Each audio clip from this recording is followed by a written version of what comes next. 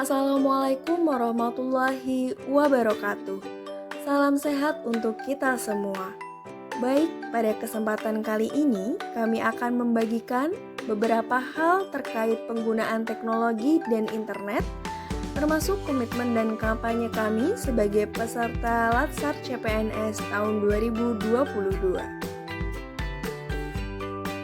Sebelumnya, perkenalkan anggota kelompok kami, antara lain Esti Hilma Fauda, Ariana Safitri, Zulfia El Miladia, Fatia Ulfa, dan Mareta Luciana. Topik yang kami bahas pada kesempatan kali ini antara lain yang pertama, ASN harus bersikap adaptif dalam perkembangan teknologi. Yang kedua, terkait tentang etika dalam berinternet. 3. Tips terlindung dari hoax. Yang keempat, bertransaksi secara elektronik di ruang digital. Dan yang kelima, proteksi identitas digital dan data pribadi. Langsung saja kita simak materinya. Keterampilan ASN adalah keterampilan bidang informasi, media dan teknologi, keterampilan pembelajaran dan berinovasi, keterampilan kehidupan dan karir, serta keterampilan berkomunikasi. Sedangkan kompetensi pada masa depan adalah kreativitas, persuasif, kemampuan berkolaborasi, adaptif, manajemen waktu, cloud computing, kecerdasan buatan, dan penalaran analitis. Karenanya, digital tidak bisa lepas dari tugas dan fungsi kita sebagai ASN. Nah, agar kinerja pelayanan lebih cepat, akurat, dan efisien, maka ASN harus adaptif terhadap perkembangan teknologi, sehingga terwujudlah ASN yang bukan hanya cakap di dunia nyata, namun juga cakap di dunia digital.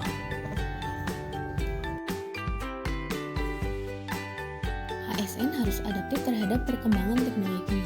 Hal ini bertujuan untuk yang pertama, peningkatan kompetensi ASN. Peningkatan kualitas sumber daya manusia merupakan kunci keberhasilan pembangunan nasional. Dengan adaptasi terhadap perkembangan teknologi, dapat membentuk karakter ASN yang efektif, efisien, inovatif, dan memiliki kinerja yang bermutu dalam penyelenggaraan program pemerintah, khususnya implementasi literasi digital dalam kehidupan sosial maupun dunia kerja. Yang kedua, peningkatan kualitas pelayanan publik. Peran teknologi informasi sebagai salah satu cara untuk meningkatkan kualitas pelayanan publik sebenarnya sudah tertuang dalam Undang-Undang Republik Indonesia Nomor 11 Tahun 2008 tentang Informasi dan Transaksi Elektronik. Berdasarkan amanat undang-undang tersebut, para penyelenggara pelayanan publik wajib melakukan pemanfaatan teknologi informasi dalam usaha peningkatan kualitas pelayanan publik. Hal ini juga dapat mendorong pemerintah melakukan percepatan dalam e-government, yaitu suatu upaya dalam menciptakan pemerintahan yang berbasis elektronik. Instansi pemerintah dalam menggunakan website dan media sosial dapat menjadi sarana yang lebih efektif dalam membangun relasi antara instansi pemerintah dengan masyarakat. Yang ketiga adalah pemanfaatan peluang-peluang untuk tujuan yang baik. Dengan mengikuti perkembangan teknologi, ASN dapat mengetahui teknologi-teknologi baru yang bisa dimanfaatkan untuk menunjang pekerjaannya sebagai pelayan publik. Yang terakhir yaitu perlindungan diri dan organisasi dari kejahatan cyber. Cybercrime dapat diartikan sebagai kejahatan dunia maya atau online yang dilakukan menggunakan komputer dan jaringan komputer. Etika berinternet. Etika merupakan sistem nilai dan norma moral yang menjadi pegangan bagi seseorang atau sekelompok orang dalam mengatur tingkah lakunya, menurut Kabertens 2014-407. Sedangkan pengertian etika berinternet atau yang dikenal dengan netiquette atau network etiquette merupakan tata krama dalam menggunakan internet. Beberapa tips etika berinternet yang dapat kita lakukan yaitu yang pertama, jangan menggunakan huruf besar atau kapital saat menulis pesan. Yang kedua, apabila mengutip dari internet, kutiplah seperlunya saja. Dan yang ketiga adalah memperlakukan email sebagai pesan pribadi. Keempat, berhati-hati dalam melanjutkan email ke orang lain. Dan yang terakhir adalah jangan kirim file berukuran besar melalui attachment tanpa izin terlebih dahulu dari penerima pesan. Untuk selanjutnya, kita akan membahas tentang hoax. Hoax disebut juga sebagai informasi bohong. Tips melindungi diri dari hoax. Sebagai pengguna media digital, kita harus waspada dengan berita hoax. Langkah-langkah yang bisa kita lakukan yaitu membaca secara menyeluruh, antisipasi berita yang bersifat proaktif, waspada dengan gambar yang dilihat, cek sumber berita, dan jangan terburu-buru menyebarkan berita.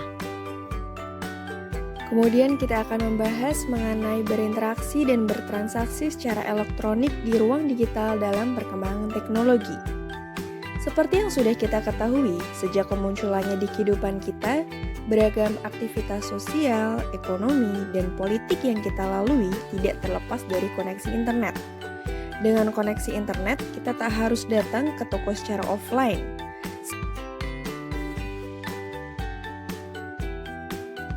Beberapa keunggulan bertransaksi melalui internet antara lain, biaya operasional lebih efektif dan efisien. Toko dapat beroperasi selama 24 jam dalam satu hari selama 7 hari dalam satu minggu. Kemudian, modal lebih kecil untuk memulai usaha. Tidak memerlukan toko offline atau toko fisik untuk memasarkan produknya. Potensi pasar lebih luas hingga internasional. Kemudian katalog produk bisa selalu up to date dan dapat dengan mudah mengenali kompetitor. Kami akan membagikan beberapa tips aman bertransaksi digital. Yang pertama, cek keamanan situs web. Kemudian, teliti akun penjual. Kita dapat melihat dengan nomor telepon dan ulasan pembeli sebelumnya. Simpan riwayat transaksi untuk berjaga-jaga. Kemudian gunakan metode pembayaran yang aman. Hindari memberikan password atau kode kepada siapapun dan jangan gunakan tanggal lahir atau nomor HP sebagai password. Dan berhati-hati dengan pesan yang mencurigakan dan hati-hati saat menggunakan komputer umum untuk bertransaksi secara digital. Berikut adalah data pribadi yang harus kamu lindungi ketika berinternet. Yang pertama adalah nomor HP. Yang kedua adalah dokumen yang berisi data pribadi, seperti SIM, KTP, password, dan lain sebagainya. Dan yang ketiga adalah alamat rumah. Hal ini untuk menghindari penyalahgunaan data pribadi kamu di internet. Berikut tips melindungi data diri di internet. Yang pertama, data kata sandi beragam akun secara berkala. Yang kedua, hindari penggunaan koneksi internet wireless di sembarang tempat. Yang ketiga, tidak menunjukkan data pribadi seperti email, password kepada orang lain. Dan yang keempat, jangan membuka tautan atau link mencurigakan di dalam email, SMS, atau kanal lain.